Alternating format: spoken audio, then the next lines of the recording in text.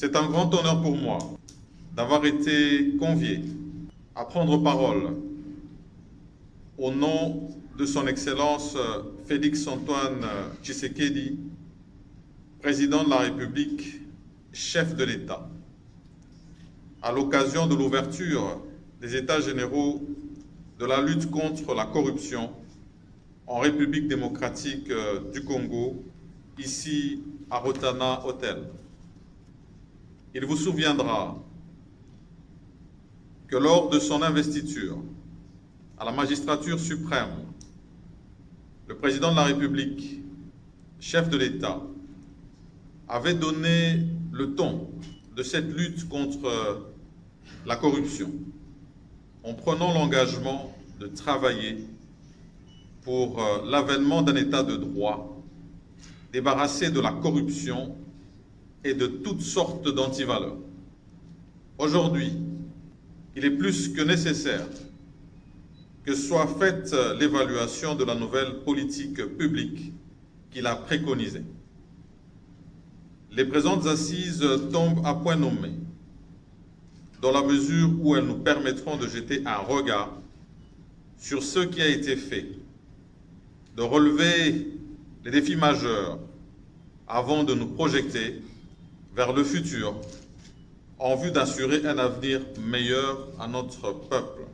Promesse faite dans son discours lors de la première édition de la Journée africaine de lutte contre la corruption, tenue à Kempinski Fleuve Hotel, le jeudi 11 juillet 2019.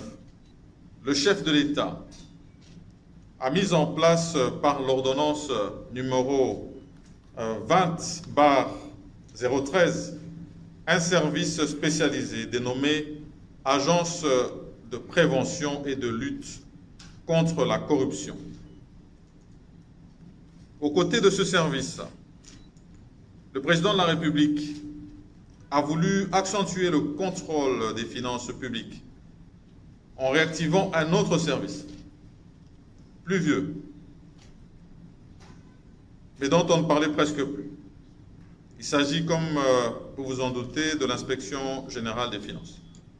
Le travail effectué par ces deux structures vous sera présenté par leurs animateurs au cours de ces assises. Et au sein du gouvernement de la République et des différentes institutions, plusieurs mécanismes sont développés actuellement pour lutter contre la corruption, la fraude de tout genre et le coulage de recettes. L'embellie actuelle de nos finances publiques est donc l'œuvre de la conjugaison et des efforts de toutes les institutions que je viens de citer. Et le gouvernement compte procéder à une meilleure redistribution des richesses de l'État pour en faire bénéficier à tout notre peuple. C'est ici l'occasion d'attirer l'attention singulièrement des magistrats et agents de police judiciaire qui doivent pleinement jouer leur rôle. La République n'accordera aucun pardon à ceux d'entre eux qui auront facilité ou couvert tout acte de corruption ou de détournement des deniers publics. Je ne saurais terminer ces propos sans demander aux différents participants de consacrer l'essentiel de leur temps pour scruter sans complaisance les causes de la persistance de ce fléau qu'est la corruption, avant de proposer la bonne thérapeutique aux fins de son éradication dans notre pays. Ce qui, sans doute, aura un impact significatif quant au climat des affaires.